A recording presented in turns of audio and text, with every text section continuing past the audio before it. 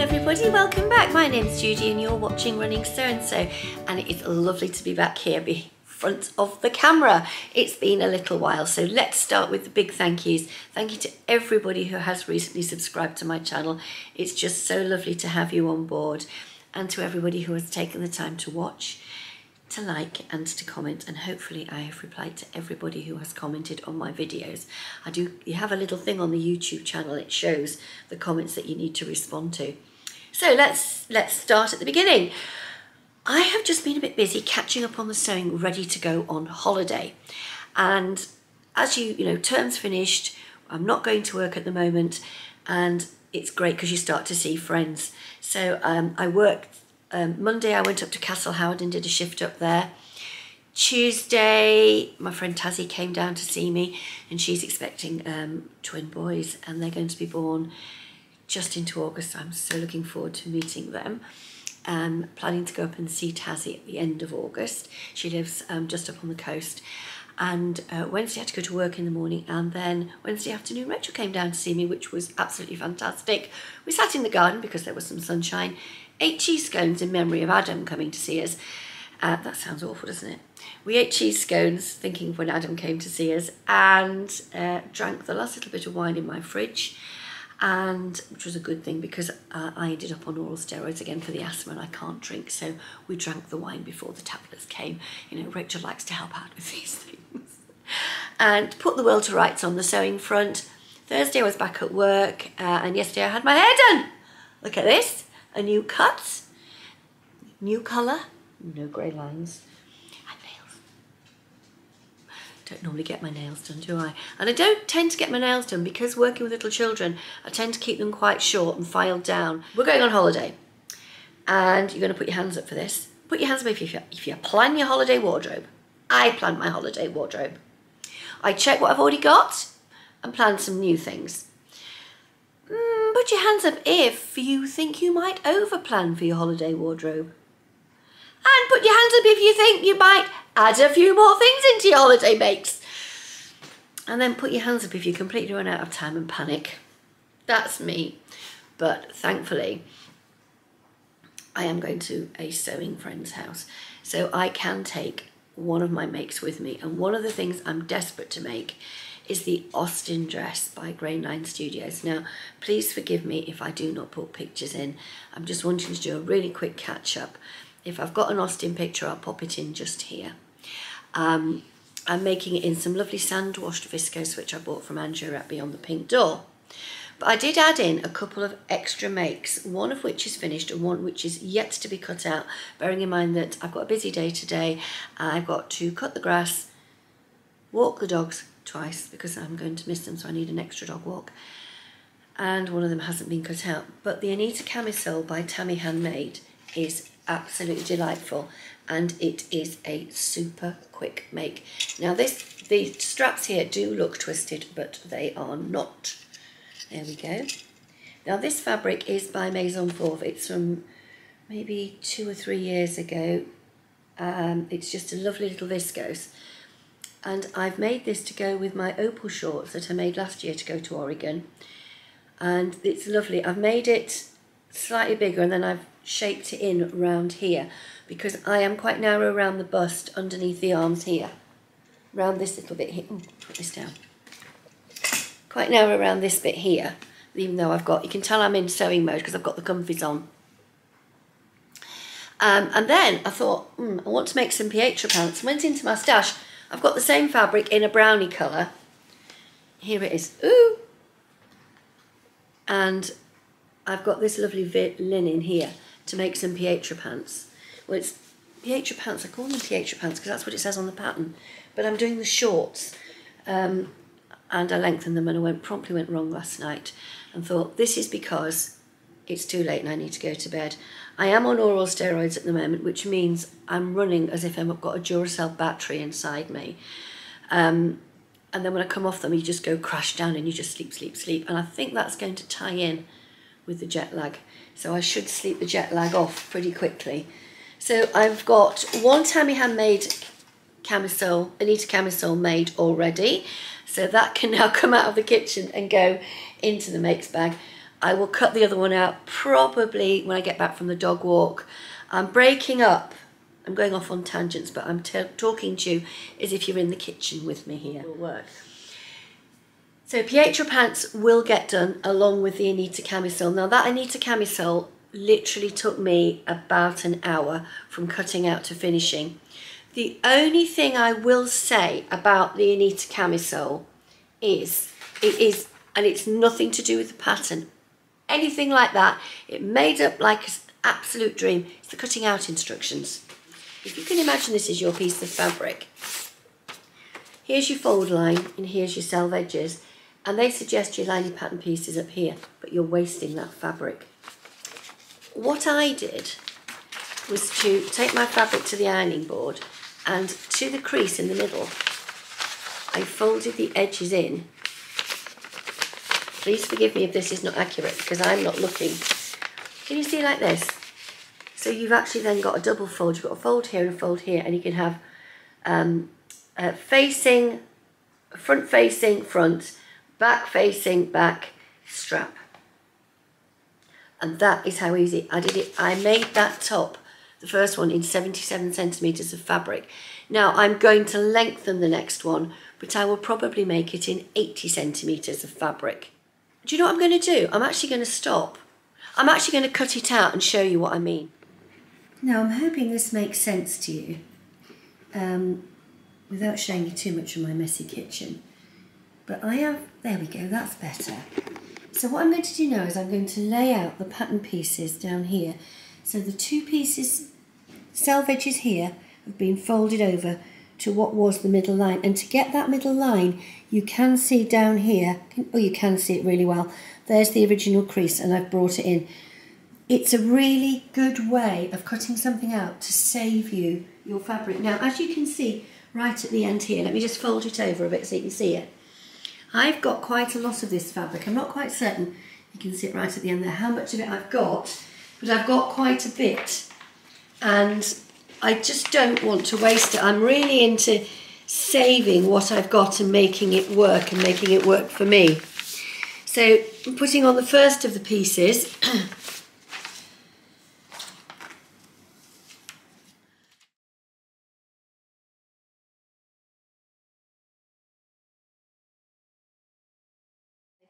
And what I want to do is simply add 4 inches to the bottom. And I'm saying 4 inches because my quilting ruler is in inches. Just going to make certain this works. So all I do to add to the bottom, to the length of something, is I take my quilting ruler. These are really good. This is not the most expensive one, but it works for me. And literally, the 4-inch line is this one here. I lay it along the bottom of my pattern piece. I'll move you over there. So this is the line, and then I take a chalk roller. I think this might be by Prim. I've had it a very long time and it's still got chalk in it. Not very much. It is a Prim one and it's running out, and I will have to replace it because it's a great...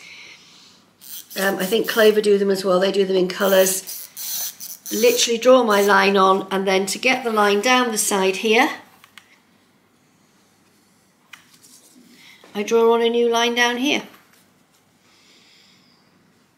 because you can take it in line with your cutting line. So that's the 4 inches there. I'll be back in a minute. Before I cut it out, I'll show you how much I've got this out of, because it does say 1,50 meters in the instructions.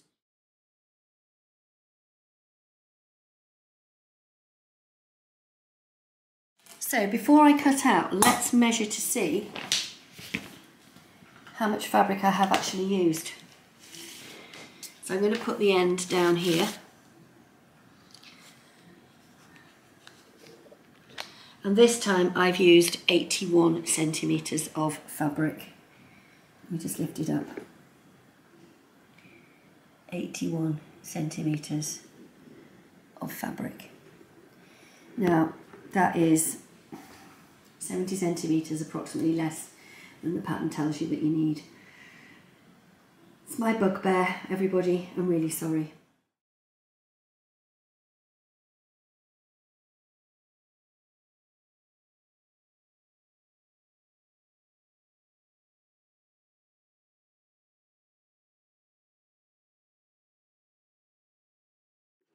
And there, as if by magic, I have another top cut out, along with my swatch to go in my planner. I am filling in my journal on with what I've been making. So one of the other things I've made is a pair of free-range slacks from Sew House 7, and can we see these here? They are a really easy wear pair of trousers. They have got a tapered leg here, and the idea is that you can roll them up on themselves like so. And that's the effect that I will do when I put them on, and I've got them with my lovely saltwater sandals I was thinking on. I've got a new pair of Birkenstocks, and I'm going to wear those with the regalia blouse I hacked for the Sew Blouse April 23 or Sew April Blouse 23 challenge that Ruan did with Gabrielle from the Cloth Edit. And I will be wearing those when I have lunch with Peggy and Becky Jo from Sew House 7 next week. Another thing, hold on, let me just grab. One of the favourite things I've made, and it's the one I put on Instagram because I got the comments about the nails, is an oversized, and it is oversized. I've deliberately done it oversized and I've done it long. And it's a Marlo cardigan, and it's a lovely Angora mixed fabric that I got from Andrea at Beyond the Pink Door, and it was one that I was able to pick up when I was there in May. It's absolutely gorgeous. And what I love most about this, and I'm going to show you it from the back, is this is where I've used my cover stitch machine to give it a lovely little finish just here on the back, on the outside, and it really has given it a lovely, what I would say more like professional finish to the back of the garment. Now the next dress is one of my favourites, and I know it's a favourite amongst a lot of us in the sewing community, and I was utterly delighted to see that Ruan chose it as her make when the Northern Soul Sisters did their One Fabric 3 Colourways 3 Different Garments challenge, and Ruan chose to make the kilo wrap dress. Now some of you will remember that I bought this fabric, which is way off my comfort zone, when we went to Sew Tune back in May, and I just picked it up and I just thought I'm going to have to buy that, and all I could think was kilo wrap dress. Now one of the things I love about the kilo wrap dress is it looks, well, I could list loads. It looks stunning on everybody. It's an easy make, and you can really try out different fabrics on it. And this has like a Mizoni effect, it says Mizoni to me. But what I've done again is, and please excuse the inside just there, you don't necessarily see that, but yet again I've managed to get a lovely neat finish on the top there for my cover stitcher. But this time, rather than doing binding on the arms, I decided to go straight for the cover stitch for the armholes, and I've literally turned them in and cover stitched them. Now I'm just coming to the side, you're going to see my head there. Can you see that? It's absolutely incredible. I did that and I thought, oh my gosh, it's fantastic. And the last thing I have to show you at the moment is I have made my G&G Sewing Society Luskentyre Bag Kit. Here it is. It is just amazing. It has a little flat pocket in the front here, and on the back, well, it doesn't matter which side you put it on, it's got a zip pocket. Now, I'm not going to try and close that because I've got something just inside there, because I have to put some, Lauren suggests you put little tabs on there, and I might try and do it, but I might not bother, because getting that into the sewing machine, that could cause me more hassle than it's actually worth. But inside it's got a double string, look, tie, so that the top of the bag folds down like this. And I thought, I'm going to take this to Oregon and I'm going to use it, probably even as a handbag, because if I put things in the bottom of that, no one's going to be able to get their hands in there. And I had the Summer Neon Garden fabric, and you could have it in, could have boats, and then there was one with like cactuses and flamingos and things on it. Can't remember what it's called, but that's the one Rachel's got. And just while I'm talking about it, I'm just going to put a little picture down here at the bottom, because the Luskentyre doesn't come with a kit as a pattern as such. In the kit, Lauren put dot and cross paper, or you can do what I did, and you just need a straight edge and a set square and a tape measure. And I literally, as you can see on the pictures here, just literally drew mine out, and I used a friction pen. Friction pens are good because they iron off. I wouldn't advocate using a biro or an HB pencil because they will not rub off. You could use a pencil crayon. If you get chalk-based pencil crayon, they will sometimes come off. I used to use those when I was marking quilts because they rubbed off as you were sewing. So that's what I've been up to. Literally just getting on with the sewing, and I'm going to say a really quick goodbye now. I've seen that Adam has mentioned Michelle Sews Again is doing a 5 things you like about your sewing machine. And I'm going to try and watch Michelle Sews Again video now, and I might quickly record another vlog to go up sometime when I'm in Oregon, or look at doing it with Lorianne, and we can talk about our sewing machines together, or I'll do it when I get home. I'm not quite certain because it's one of those things, 5 things that you really want in a sewing machine. It doesn't half get you thinking, because I can remember when I started sewing, all I wanted was a sewing machine with a free arm and a swing needle.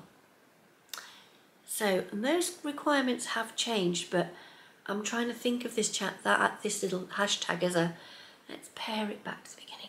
Anyway, if you have liked what you've seen, give me a thumbs up. If you have not subscribed, click the little thing that says subscribe in the corner of your screen. Hit the little bell and you'll hear every time I put a vlog up. And I will see you in a few days' time back on the Oregon Trail. See you later. Bye. I don't often come back, do I, after the end? But I'm on the Oregon Trail because I'm actually on the way to my brother's house. So let's have a little look and see what the A14 is looking like today. And I'll pick you up at the end.